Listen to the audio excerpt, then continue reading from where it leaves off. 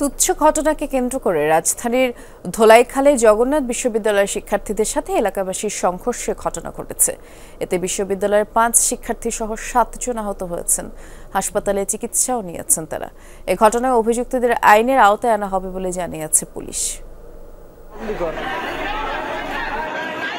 জগন্নাথ বিশ্ববিদ্যালয়ের শিক্ষার্থী নাহিদ হাসান সম্রাট ধোলাইখাল এলাকার একটি মার্কেটের সামনে দিয়ে যাওয়ার সময় ভুলক্রমে নির্মাণাধীন এক ঢালাইয়ের উপর পা দেয়াকে কেন্দ্র করে সংঘর্ষের সূত্রপাত।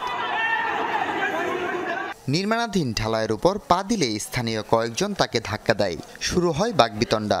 এরপর মারধর করা হয় ওই শিক্ষার্থীকে। এক পর্যায়ে ভুক্তভোগী শিক্ষার্থী সহপাঠীদের কল দিলে 2 জন ঘটনাস্থলে আসলে তাদেরও মারধর করে আটকে রাখা হয়।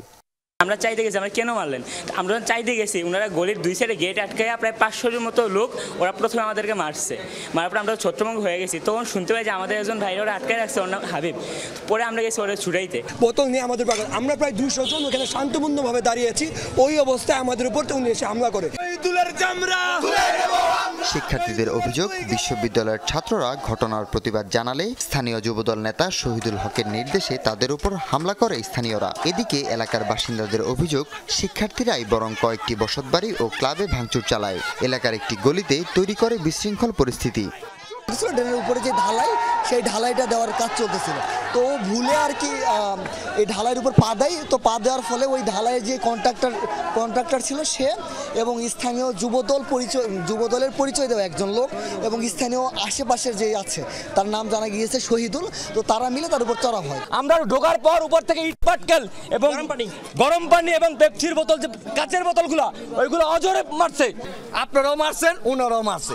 মানে বুঝতে পুরো এলাকাবাসীরা আপনারা আতঙ্ক করবেন। এলাকাবাসী কি করছে? এলাকাবাসী 2 ঘন্টা ধরে জিম্মি হইছে। কেন?